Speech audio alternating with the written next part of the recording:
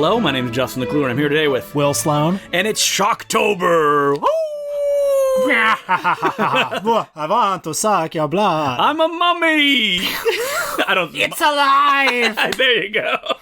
That was a little bit of throwback to Larry Cohen's It's Alive. And today, we're talking about Full Moon Productions, features. They've gone under many names. You know, there are those who say that you're either a Stones person or a Beatles person, or you're a Union or a Confederate in the Civil War, or whatever it may be. But I would propose that if you're interested in 1980s and 1990s direct-to-video genre fare, you're either a Full Moon Entertainment guy or a Roger Corman's New World / Concord New Horizons Wait, you guy. can only pick one?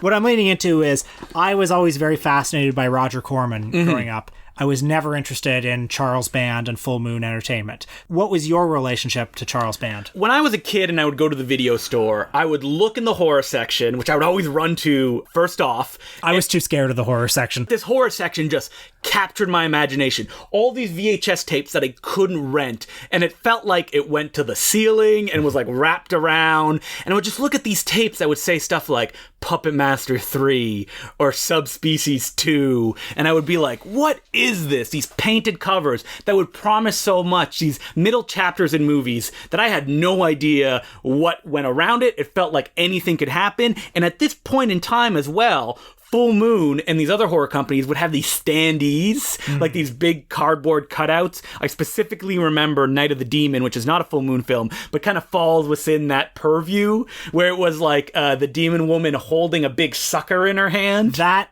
cover terrified me when I was a kid. Because you're like, what is this? And it was only later on that I actually started watching Full Moon films. And so Full Moon is a company that existed from the 80s onward, and they made a bunch of horror, science fiction, and fantasy films. And when I first started watching them, I was like, well, these are boring. Like, these are not delivering what I want from this kind of movie. And it just kind of went away for a while. I just kind of dismissed them early on in my cinephilia, being like, okay, maybe they were good when they came out on VHS, but, you know, I've moved past that. And then later on, when I started learning more about them, I just kind of got fascinated by them. I still didn't think they were great movies, but this idea of a company in the 80s that, like, they built a fan base. That's how they survived. In this era where their movies went only direct to video, they had a fan club. They had stuff you would get every month if you ordered it out. They had franchises that spanned 9, 10 movies because people just liked these characters. You know, that's interesting because I was always more fascinated by Roger Corman because not only did he make a number of good to great movies, but of course he godfathered all those other filmmakers, Scorsese, Coppola, Bogdanovich, what have you. So it seemed like there were more good movies that came out of his empire, but also there was never anybody who was a fan of Concord New Horizons. No, you would never have like a super fan of Concord New Horizon. I'm in the fan club. There was no fan club because that's not what it was about. And like Corman was very adept at just adapting to whatever change happened in the marketplace. No theatrical? Well, let's go straight to video. Let's do a bunch of like stripper movies for video. Oh, video market's dried up. Let's go for the Sci-Fi Channel. Charlie Band, the guy who ran Full Moon and ran the previous company, Empire Entertainment, like, he has in his mind what he likes, and he just tries to follow that path, whether it sells or not. Now, Charlie Band has had such a massive career that I'm gonna have to blow through it really fast. That, like, his father was Albert Band, who worked very closely with John Huston, was actually the assistant director on The Red Badge of Courage, and I believe he has a co-writer credit on that film. Albert Band also directed films like Zoltan, The Hound of Dracula, and spaghetti western films. His son, Charlie Band, got into the business, started in the way that most people do, making horror films and pornography, before finally he made a company called Empire Entertainment, where he had a deal with another big major studio, and they made theatrical films. So they made films like Trancers, which actually did go into theaters, or films like Metal Storm, The Destruction of Jared Sin, which was released in 3D, or Parasite, which was released in 3D.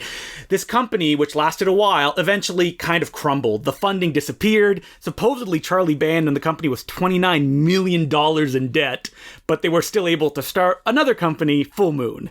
And Full Moon was the second attempt of getting stuff off the ground. But in this particular case, it was going to start as a direct-to-video company. Now, when Charlie Band talks about Full Moon, he says stuff like, well, we wanted to eventually get to theatrical movies. While the direct-to-video market was something new and something that we could exploit, we didn't always want to be just like stuff that you would find on the video shelf. We wanted to move to something else. And early on, it seemed like this was something that was going to happen because they had a deal with Paramount, who was funding all their movies, so their films were slick, and that they could hit the beats while still being cheap enough that they could make them and they can go direct to video. And right off the bat, they had pretty much one of their biggest hits, which was 1989's Puppet Master. Now, Puppet Master is the brand that I think is the most associated with Full Moon. They have something like 8 sequels. Yeah. Still going like today. 13 sequels or something like that. Yeah, they have a lot. They had one that just came out this year where the puppets had become triggerers of the libs. Yeah, so what's interesting about that remake that recently came out, Puppet Master: The Littlest Reich,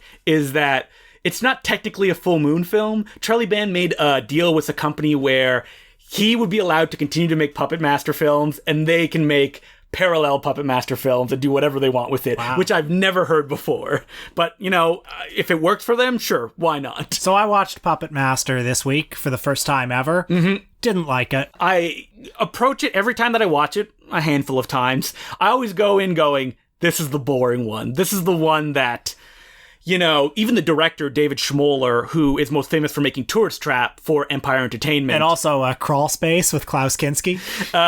Says that, like, this is a movie that he didn't want to make, he had no interest in, he rewrote the script, and he was kind of kicked out as it was being released and it got popular, so that even creates more distaste for the film for him. Mm-hmm. So it's interesting that, like, this is the first one, it's definitely not the best one, but at the same time, you can see why it got popular, which is all these little doll things that kill people. The plot is you got this puppet master who controls all the puppets, and he dies. He puts a gun in his head and shoots himself. Andre Toulon. And then, you know, at the memorial, everybody's in the hotel, you know, hoping to get a piece of that puppet fortune, I guess. I don't know. But the puppets are still alive, and the puppets are stalking the hotel, killing everybody one by one in comical ways. I liked the puppets. Yep. And their Blade, a guy that looks like Klaus Kinski, and that's not an accident. Yeah. Who has blades in his eyes and blades for hands. David Schmoller had a very bad experience working with Klaus Kinski, as did most people who worked with him. He even made a little documentary called, I think it's Please Kill Mr. Kinski. That's right. Where he and his producer considered for a moment murdering Klaus Kinski and collecting the insurance on the picture. There's also the puppet Leech Woman. Yeah. She's the sexy puppet. Yeah, who spits out leeches and who does almost nothing in the other movies because she really only has one thing. Is it Pinhead? I believe it is. Because it's a guy with a tiny little head and giant hands, which are just a puppeteer putting his hands through them so he can strangle people.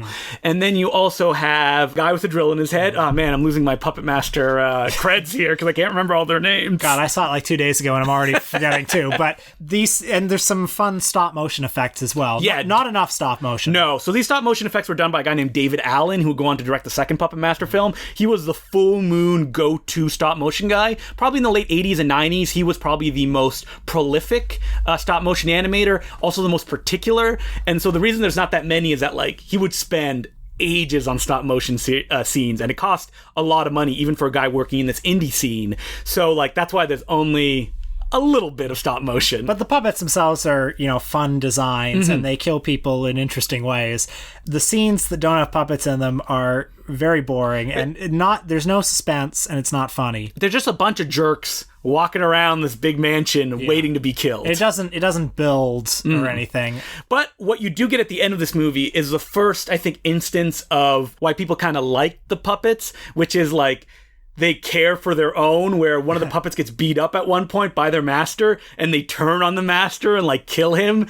Because what Charlie Band figured out is that he's not going to make a movie where puppets just kill people. He's going to make a movie where puppets are good guys and kill bad guys. Because that's how the series ended up evolving, where Puppet Master 2, it was then killing people again, in this case psychics. And then Puppet Master 3, which is the best one, is a period piece directed by Important Cinema Club favorite, David Dakota, where it's the origin story during World War II, where the Puppet Master, Andre Toulon, created all these puppets to kill Nazis. And that's essentially what the series continued it to be, which is the puppets are good guys and they just kill bad people that get involved in their world. But like any of the Full Moon series, it was a law of diminishing returns where money kept being cut away and budgets shrank, so the movies only got more and more disappointing. But we'll get into that later, because I know the other film that you watch was Castle Freak, which I actually really liked. Yeah, so Castle Freak is another one of those famous Full Moon films, and it's directed by Stuart Gordon,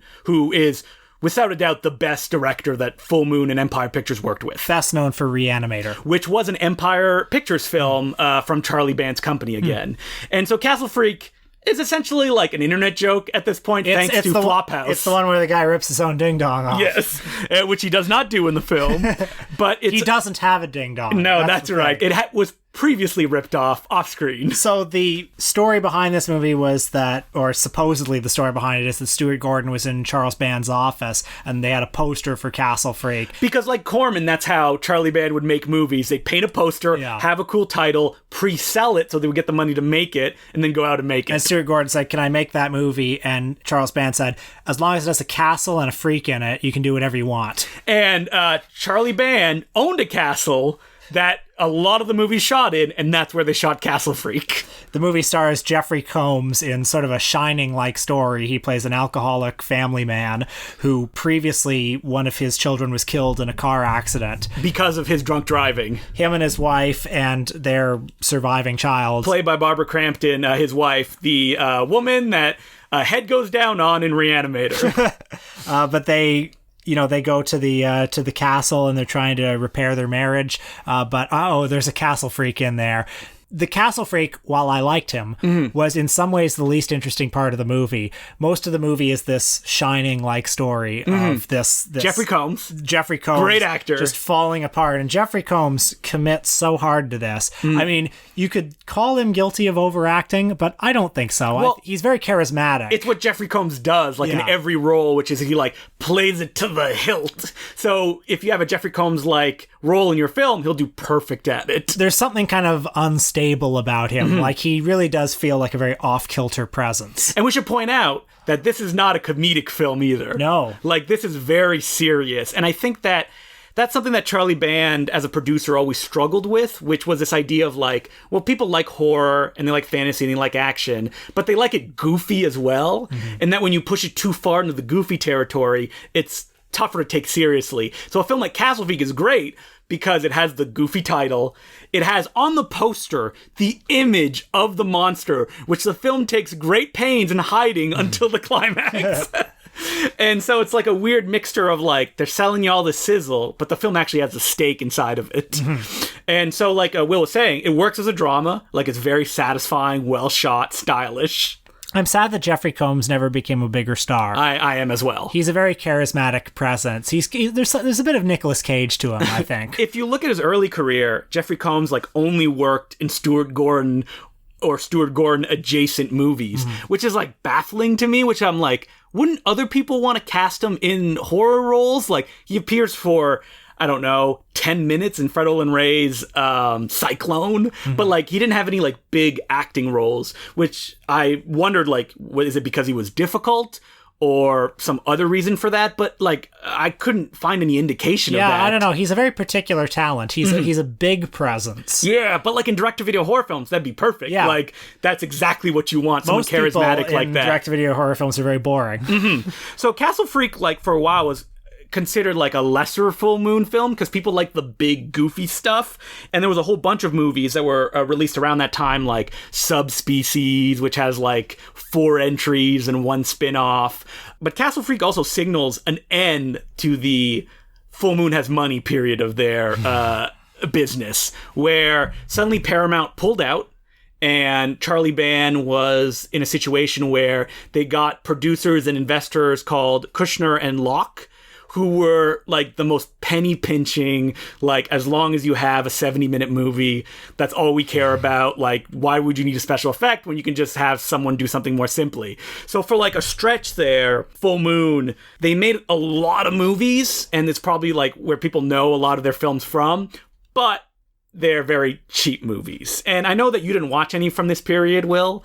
You jumped even further after that. But films that they made at that period, a lot of them fell under weird sub-labels. So, like, Charlie Band loves this idea of comic books and, like, connected worlds. When he first started Full Moon, he talked about how, like, oh, I want it to be like Marvel Comics, where you can have, like, a Trancer character appear in a Demonic Toys movie. Well, who can forget the hit film Dollman versus the Demonic Toys? And, like, that's what he wanted. And he never quite got there. There's really weird connections, like, in Dollman versus Demonic Toys, a character from the movie Bad Channels shows up, which is like, Bad Channels, not a very fondly remembered film. It's an okay 50s alien invasion film directed by Ted Niccolo, but, like, it's not one that you're like, I can't wait to see these characters again. So it's that weird, like, they want to cross-pollinate, but they don't know how to, like, center it.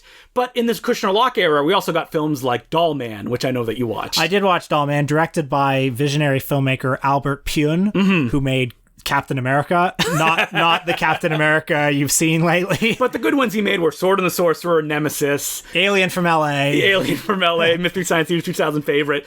I love Albert Pune. I like Albert Pune. I love Albert Pune. He's like one of those like renegade filmmakers who just worked for everyone.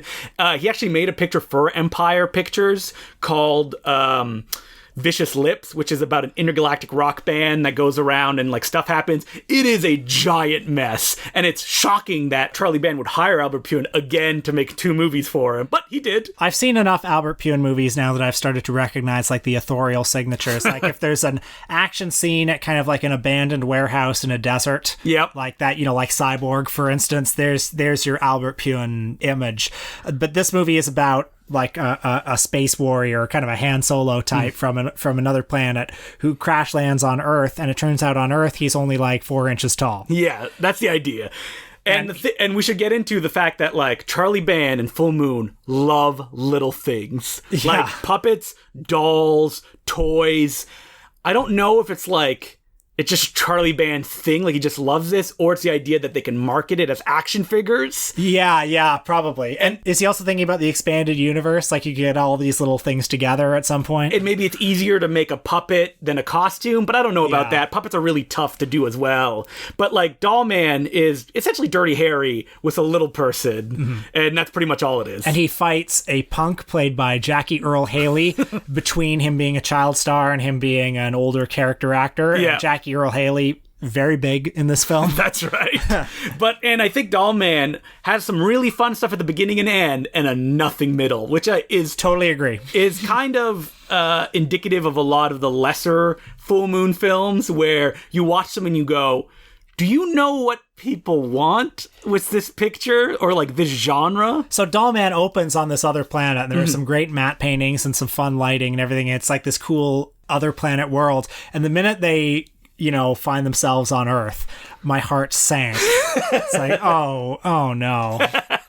And, like, Albert Pune, I've read some interviews with him, and he freely admits that he went into Dollman thinking, I can just wing this. I don't have to storyboard it. I don't have to do anything. And woo-wee, can you tell watching the movie? The special effects are horrible because, you know, there is no effort made to make the Dollman look like he's only 4 inches. They just shoot Tim Thomerson, like, standing next to a bunch of life-sized rocks. And then, you know, they'll never have him in the same shot as anyone else.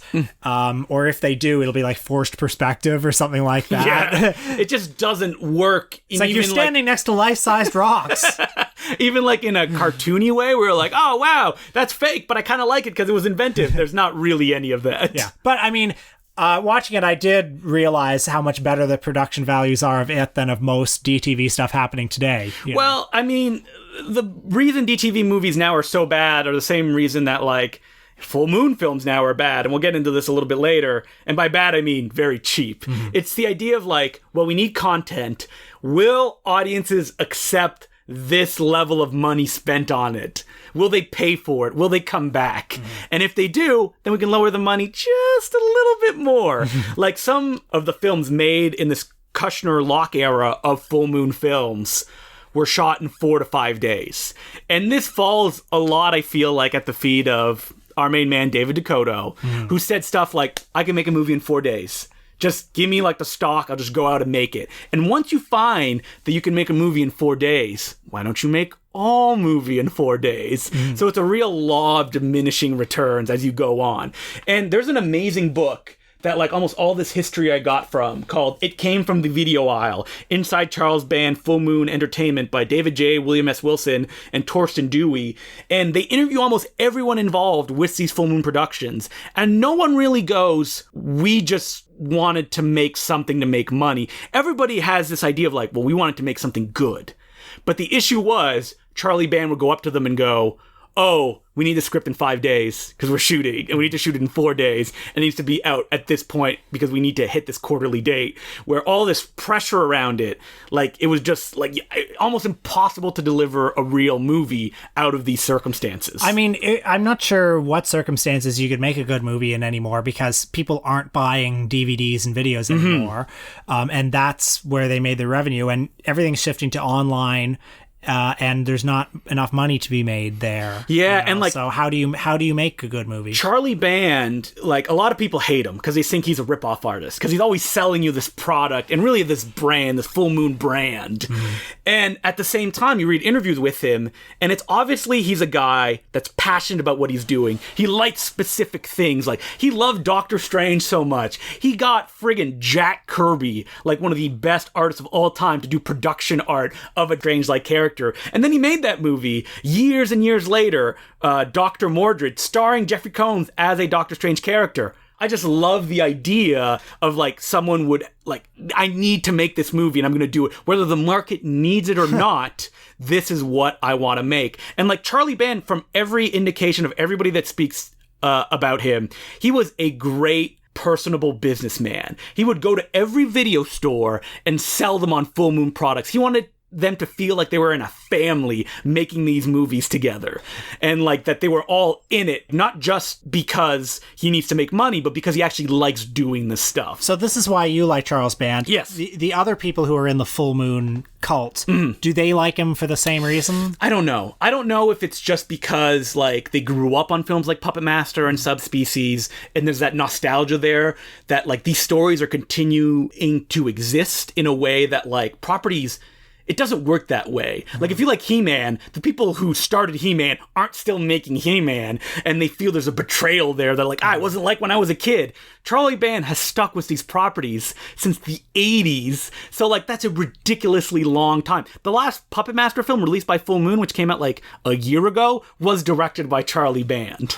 So, like, there's obviously a passion there from him, I feel, that, like, he could go and do something else. He would have probably been like a good huckster, like for insurance or any other properties. But like, I read an interview where someone said that they even asked Charlie Band, like, why don't you just go work for another company? Like, you can just do, you know, your film stuff, but for someone else. And Charlie Band honestly said, I don't want to work for somebody else. Like, I want to do this myself.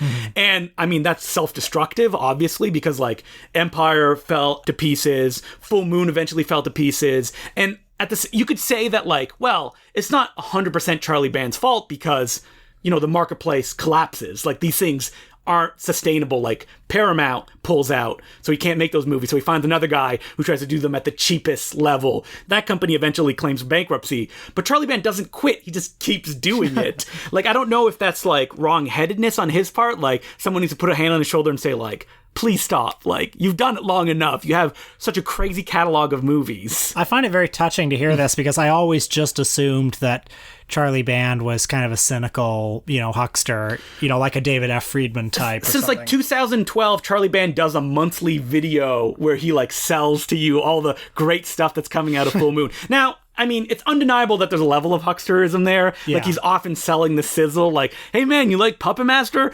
We made a film just to sell action figures. We need some revenue, and the movie's real boring, probably directed by David Dakota. And like, there's a betrayal there, I feel, maybe if you were a fan, like, why are you giving me this movie? But at the same time, it's like, he needs to make product, he needs to put something out, and this is the way and that he knows how to do it. I mean, like, Charlie Band, like, another thing that made me, like, really love the idea of what he's doing is that, like, he created a studio. He had, like, an in-house effects team.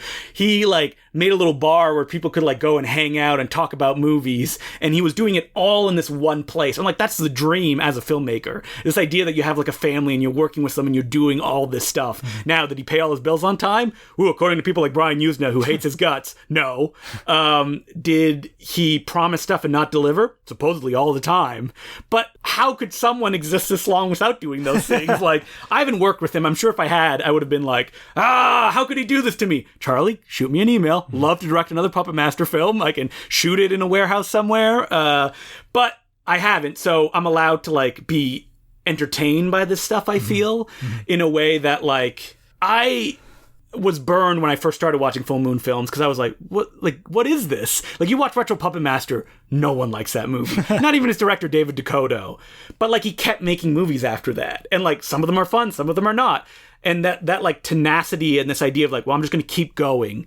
And the fact that he said like, when he started Full Moon, we're going to make 200 movies. I said 2000 last week. I was incorrect. Before the year 2000, there's like a drive there that is not related to making money. You don't make 200 movies because you want to be a millionaire. You make them because you have to make them. Because you either have like attention deficit disorder and you're like, I need stuff coming in, or it's like, I feel just passionate about this stuff and I want to do it. And that's like amazing to me. But, you know, they still keep making fun movies, because I know, Will, you watch Gingerdead Man 2. I think this is a good transition point from what you were saying, because Gingerdead Man 2... Passion of the Crust. Gingerdead Man 2, Passion of the Crust from 2008 is a comedy basically about the making of a film at a full moon-like studio. You know, fans of Roger Corman will know of Joe Dante's film Hollywood Boulevard. This is the equivalent to that. And it was shot in 5 days, obviously extremely cheaply, and is full of little Easter eggs and homages, not only to the Full Moon catalog, but also to other films from exploitation past. Like in the first 10 minutes, you spotted a Orgy of the Dead reference with they're shooting a movie and the guy's throwing gold on a woman going, more gold, it pleasures me. Like Criswell did in Orgy of the Dead. Wow, that's like a real deep cut, too. Like, that's not like a Plan 9 joke. Like an Orgy of the Dead joke, that's for the diehard. The movie takes place at Cheatham Pictures on the set of a film in the Tiny Terrors series, so basically Puppet Master. Yeah, and they just make fun of it where they like introduce a bunch of like shitty puppets, including one that's just a dildo with like a beard. Cheatham Pictures is being run by this guy who is the son of the guy who founded it, and he wants to carry on his father's legacy making genre films, but unfortunately he doesn't have any talent and he doesn't have any money, and somebody says to him, why are we making 10 movies when we could just make one good one? And he doesn't even have an answer for them. He's like, we just got to keep doing it, eventually we'll hit on gold. It's like, well, you know, if we don't cut some of these movies, we may not even be able to make movies anymore, but never mind, they got to keep going. There's a subplot with a boy who's dying from cancer who comes from the Make-A-Wish Foundation to tour the studio, and he meets a former Scream Queen who works at the studio now, played by a real-life former Scream Queen, Michelle Bauer, from Evil Tunes. Yep. The Fred Olen Ray classic. But while all this is going on, the Gingerdead Man, who is a gingerbread cookie... Who, you don't have to see the first one, they sum it up right from the beginning, was originally voiced by Gary Busey. In this one, he's voiced by special effects guy John Carl Buechler, the director of the first Troll, did a bunch of Empire special effects, and also appears in the movie as, I believe, the director of the film, the big bearded guy. So he's going around, you know, killing people, and he basically has the voice and personality of Chucky the doll. Lots of bad, like, politically incorrect comedy. The other villain of the piece is a disgruntled online film critic who writes for a horror website, who is really just jealous that he's not employed at Cheatham Studios and he could make a movie, but no, he wants to blow up the studio. And as Cheatham says himself, he's like, why would people keep buying these movies and watching them if all they're going to say is that they're disappointed by them? Like, it doesn't make any sense to me. This movie is 71 minutes long. Perfect length. Perfect length. I enjoyed this movie. I really like this movie. It has a real fun spirit to it. Yeah. I mean, the director took a pseudonym on the film, and he later said that, like, he kind of regrets that, but he realized he was making a Gingerdead Man sequel where at the end they crucify the Gingerdead Man, so he didn't know how this was going to look on his CV. But I think that, like, A lot of stuff happens. It has a real sense of humor about what it's doing. David Dakota appears in the film as himself, shooting a tighty-whitey picture, and he has a line that was actually stolen from Albert Band, Charlie Band's father, where an actor went, "So, do you want me to change anything? Was that good?" And then Albert Band, or David Dakota in this film, looks at the cinematographer and goes, "Was it in focus?" And the cinematographer goes, "Yes." And then he turns to the actor and goes, "Beautiful, it was perfect." And the cancer kid, when he sees him, says, "Oh, it's David Dakota. He's well known for the barely veiled homoeroticism of his films." Oh, and David Dakota was introduced reading a newspaper while a scene is being shot. That's beautiful. That's the good stuff. Yeah. So I also like this movie because, like, the filmmakers kind of know their place in the great lineage of B movie making. You know, the opening credits play with a lot of posters of old B movies, like The Man from Planet X, The Brain Leeches, Shotgun Wedding is in there. So I appreciate that. I feel like most B filmmakers probably don't think a lot about their place in that grand historical continuum. And that's kind of acknowledgement of what Full Moon is. It's something that Charlie Band has always had throughout his career. Like, I talked about the fan club and people being aware of a brand. Like, oh, it's a Full Moon film, I should check it out. Charlie Band started the thing where at the end of his tapes, he would put a little 20 to 30 minute making of the movie that you just watched. Now, sometimes they're just purely promotional, but other times they're actually like a look into how something like Subspecies, which was the first film that shot at the Charlie Band-funded Romanian studios a year after the fall of communism, how difficult it was and how tough it was to get this movie to the screen. Like, that's important. And, you know, at first I was suspicious where I was like, was he shooting this video zone just because he wanted to pad out the running time to 90 minutes? So he wouldn't have to like convince distributors that his films were too short. And in fact, he had to convince the distributor to add time to the tapes to be able to add this video zone. And I love that. I mean, you can look at it and go, well, it's also an advertising tool for Full Moon Films. And I'm like, yes, it is. But like the idea of behind the scenes stuff and just some viewer at home being able to see that like opens a world that movies just don't. It's letting you in, being like, hey, you're part of the family, like look how this stuff happens, and getting you involved in a way that I feel like that's why Full Moon label has fans to this day. Because like, if we're going to talk about cheap movies, oh man, Full Moon has just been losing money as it goes, shooting times getting smaller and smaller. There's nowhere for their movies to appear. The story goes that Charlie Band made a deal with Redbox because whoever was in charge of getting movies for the service just loved Full Moon. And they funded like really cheap films that would be shot in 5 days. And then eventually Charlie Band went, well, I want to make this GINGERDEAD versus Evil Bong film. And the guy was like, well, we don't want this. Like, we're not going to fund it. And Charlie Band's like, well, I'm going to make it anyway. And it's like this idea that like Charlie Band, he's a huckster. He'll rip stuff off. He'll like use titles and other stuff. He'll do the worst thing, which is he takes movies and repackages them in like best of clips. I hate that. But I mean, if it makes him money, but he couldn't stop himself from making another Evil Bong film. He's like, I just want to make Evil Bong, a series that it has to have fans because there's 7 of them. I've never met any of them. But I am planning, with a good friend Andrew Barr, of watching all of them in one day. Oh, no. Yeah. But like, it's your life, man. This dedication from Charles Band of just like continuing to do stuff. Like, he's going to make movies until he dies. Like, he's not going to do any other career. He's just going to keep doing this, selling stuff online and just doing these properties and making new movies. And I think that's amazing. Like, if you don't like it, if you think it's a ripoff, don't watch them. Like, it's that easy. Like, you're not seeing commercials from them. They're not hogging, like, video store shelves. Like, you just have to ignore it. And you can just continue to let him do what he does. All right, I will ignore them then. Yeah. But, like, he still has so much stuff, like, around the video era, like the Stuart Gordon films. Ted Niccolo, who directed a bunch of films. Most people know him from Terror Vision. He was known as, like, one of the best, like, filmmakers. And I kind of skipped over it, but, like, Charlie Band at one point started a bunch of sub-labels. He started one that made only urban, I'm putting that in air quotes. We know what that means. Films, but like it was all films with black actors, and a lot of them had black directors, and like it could be seen as like an exploitative thing, but that's also giving an opportunity to these films. Like I watched one yesterday called The Vault, which is like shot on video, kind of like haunted house, Evil Dead riff. That's all black actors, and it's like you don't see that. And like that was something novel that he was doing, and obviously money ran out, he had to stop doing that. But for him to like pitch that and to make those movies and to release one quarterly, like that's amazing. He even did like giant monster movies. I watched one, Craw, the Sea Monster. That is super fun. Like, why would you make a giant monster movie? Like, that is a money-losing proposition. But the fact that he did it and he created a sub-label, Monster Island Entertainment, it's just amazing to me. Now, I'm sure you could, again, say, like, well, he was just doing it to rip off this thing and to make money. Sure, he was.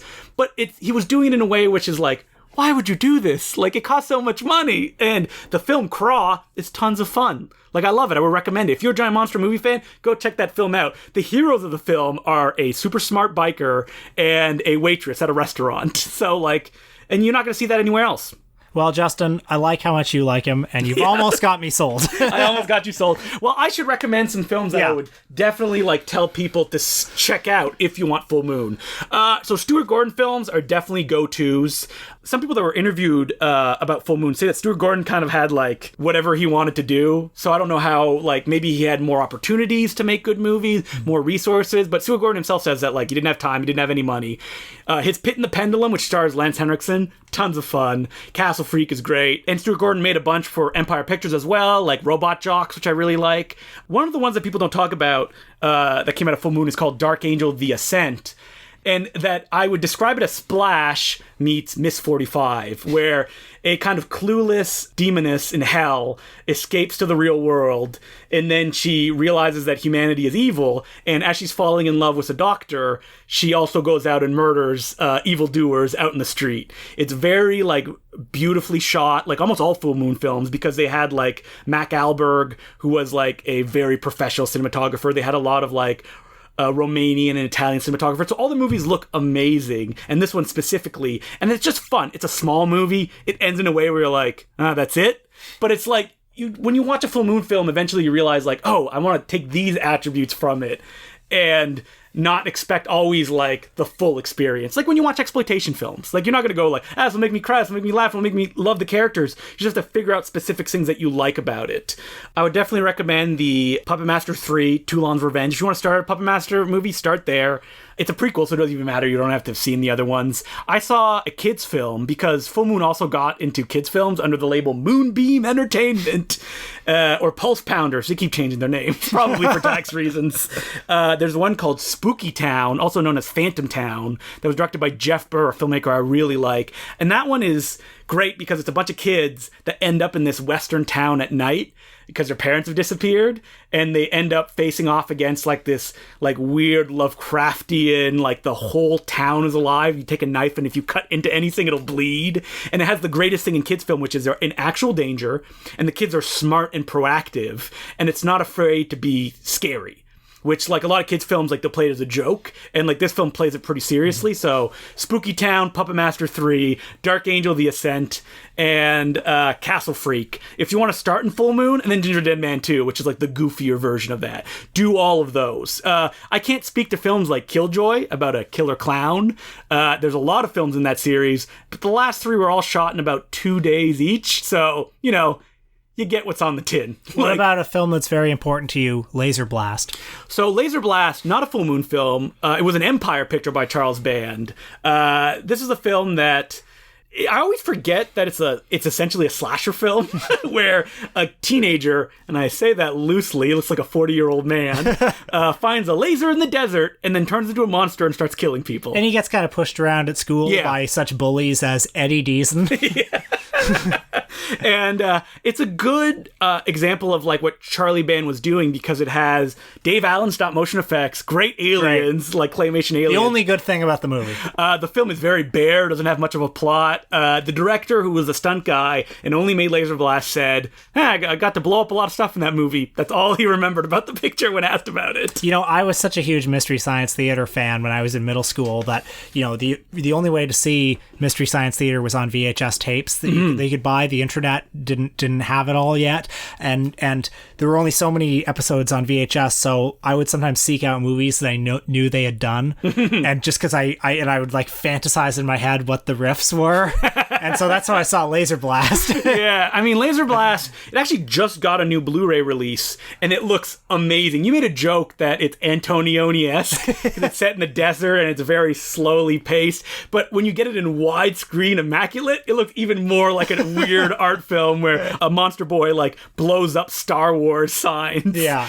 And that film has what, I mean, if I'm going to recommend like physical media from Full Moon, it's because they have commentaries on it and they're amazing. Because like that one has Charlie Band and his brother Richard Band, who did the scores of all the Full Moon films. Like all Full Moon films have very, I don't want to say similar score, but the same theme because they're all done by one guy. Well, if I can recommend the old DVD of Laser Blast, it has trailers for a number of Empire Pictures films, including Beach Babes from Beyond, which had boobs in it. Yes. You said it was a very important film for you as a kid. The trailer was. Yeah, because it had boobs. Yeah.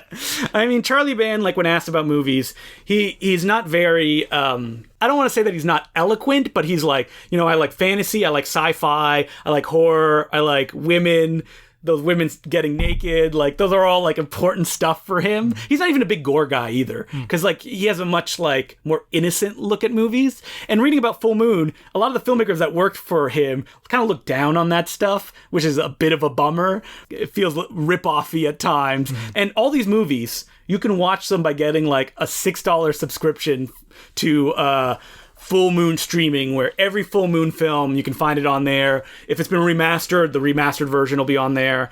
Another one that I recommend is Shrieker, which is a slasher film that was shot in, I believe, 4 days by David Dakota. And the gimmick was he wanted to make a slasher film and shoot it in widescreen, which is hilarious because it went straight to VHS. It never appeared in widescreen, but you can finally watch it in widescreen on the website. Before we get to letters, on the Patreon this week, guys, have you ever wanted to watch a snuff film? Well, we didn't, but we did watch the famous Japanese Guinea Pig series, the notorious series of faux snuff films. It's a Shocktober special. You can find out all about them and find out which famous Hollywood star reported them to the FBI erroneously. And shockingly, me and Will had never seen them before, so we're watching them for the first time. First time watch. Now, Justin, do we have any letters this week? We do have some letters. The first letter is from someone that asked us to identify a movie. It's from Chris Woodward, and he said, so all I remember is that it's set in a high school prom or reunion and people start dying. I vividly recall one guy with long Rapunzel-like ponytail of hair who ends up hanging from the rafters. I want to say it's from the 80s. That's basically all I can remember. Any help you'd give would be much appreciated. I have no idea what this movie is. But hey, Important Cinema Nation, let us know. Do you know what that is? Give us an email. I'm sure that Chris would very much appreciate it. Our second letter is from Graham Blackaby, and he goes, hey, Justin and Will, I always love your Shocktober episodes. Ooh!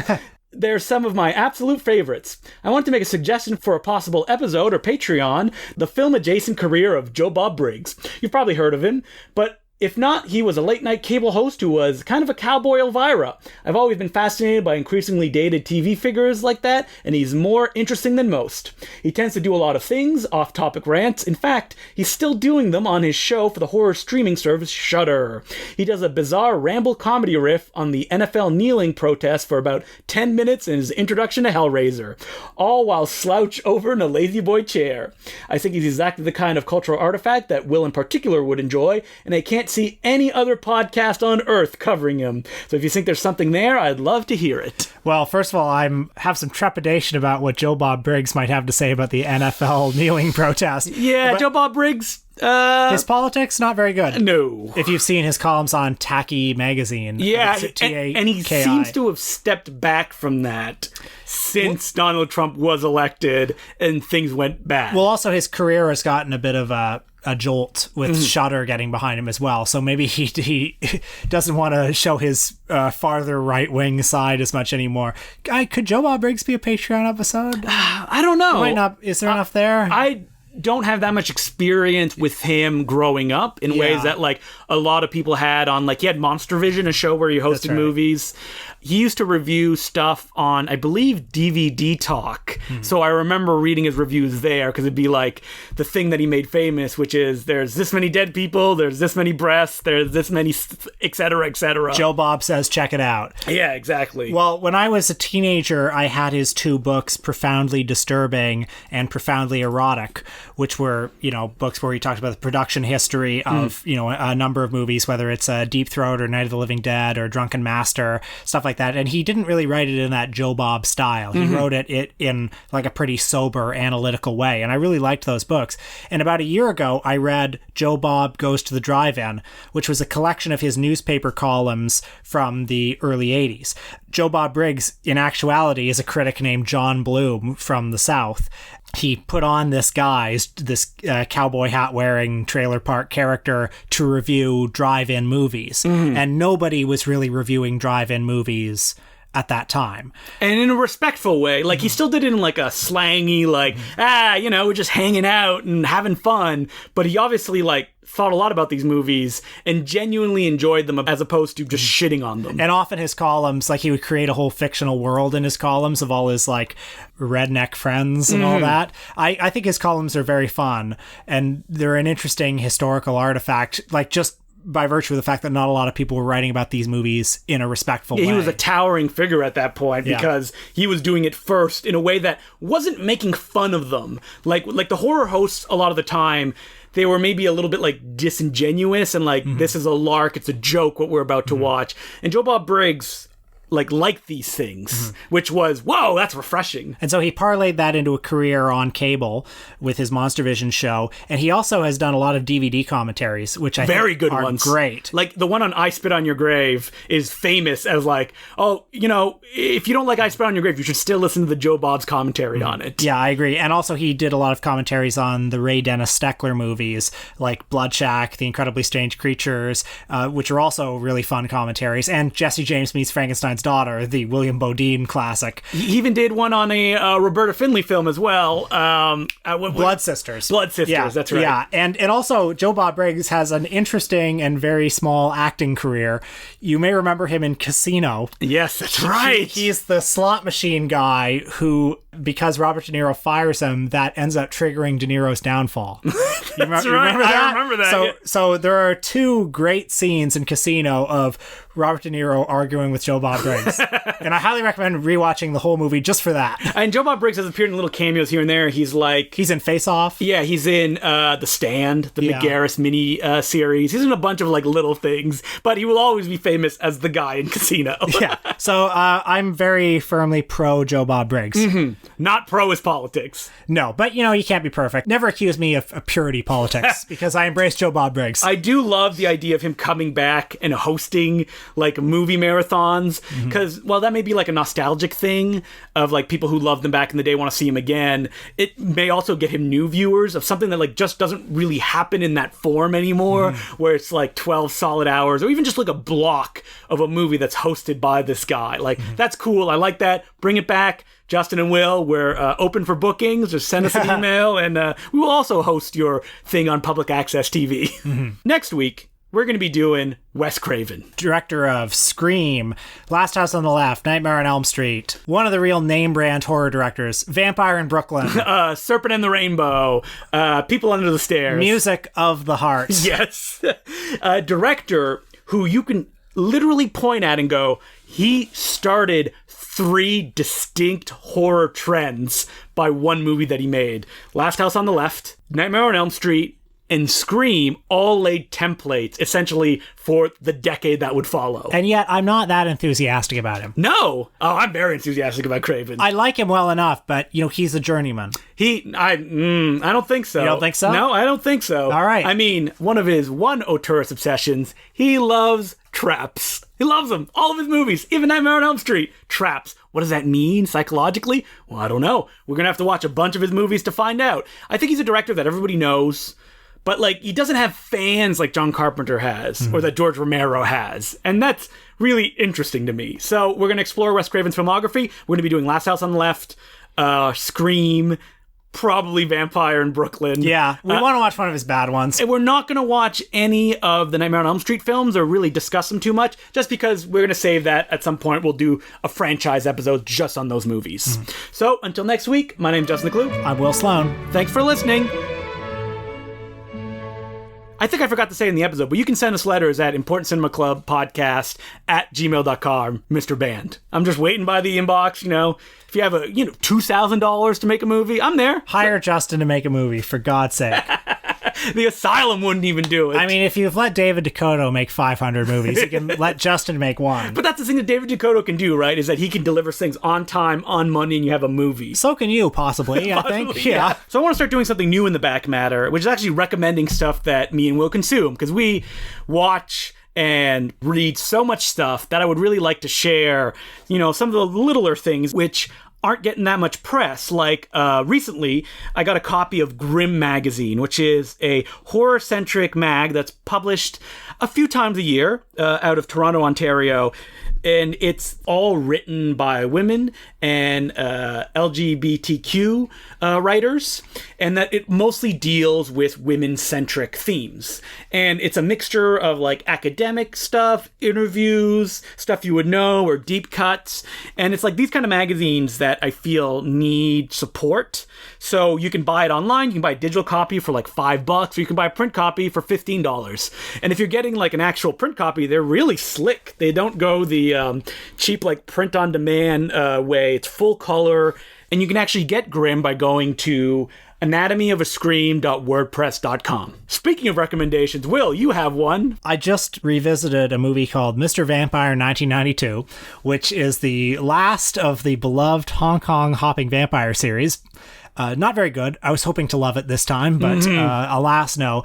But it led me to flipping through this book by Paul Foneroff called At the Hong Kong Movies, 600 reviews from 1988 till the handover. Wait, who is Paul Foneroff? Paul Foneroff was a Gweilo, that is a white guy who lived in Hong Kong. White devil. And reviewed movies for the South China Post or whatever it was, during the time of this golden age of Hong Kong films. And it was all collected into this book, which I have and which Justin has, that was widely available at Chapters Indigos and Barnes and Nobles and stuff. But there's something very special about this writer. And it's that he doesn't like Hong Kong movies very much. No, he's always complaining, whether it's your Hard Boileds or your Drunken Master 2s or any of the classics. He's saying, where's the plot? And or here he's talking about Happy Together, the Wong Kar-wai film. He says, if there's one director who inspires passionate debate on the part of filmgoers and critics alike, it is Wong Kar-wai. The darling of Quentin Tarantino and the international festival circuit, his films personify hipness. It is extremely uncool to dispute his anointment by the in-crowd as the reigning genius of Hong Kong cinema. Beautifully packaged, the films are long on style, but short on substance. So he's also complaining, his big bugaboo is that these movies don't have plots. He's a normcore critic, then. Yeah, and movies are one thing for him, and if they don't fit into those boxes, and it's useless. It's one negative review after another of this book, and I read it with such fascination because why would he watch these movies? But also this book is interesting because it's a primary source document. He was actually there reviewing these movies as they came out. He acts in films like Troy Hart's Once Upon a Time in China as just the bad white guy. The cover of this book has pictures of him on various movie sets. Here he is with Jackie Chan, and here he is with Chow Yun-fat, and there he is with Wong Kar-wai, just as extras in their movies. He was the English guy reviewing Hong Kong films, and he disliked them. And that brings me to the question. It's hilarious, in that moment, how much of an impact this one person can have on how, But it's also interesting for people like us who like Hong Kong films because, all the reviews are printed in chronological order. And if you read them, you can kind of follow people's careers as they're going along.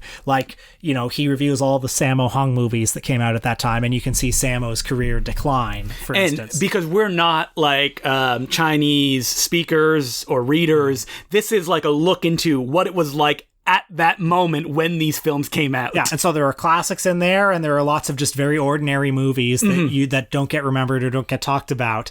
It's just an interesting thing, and I wish it were better. Yeah, I do too. But as long as you go to it knowing the context around it, that's what gives it value. And that's why I would recommend it, because it's something so specific. Like, you can find books or reviews written at the time that, like, North American movies came out, but Hong Kong ones, that's so much rarer.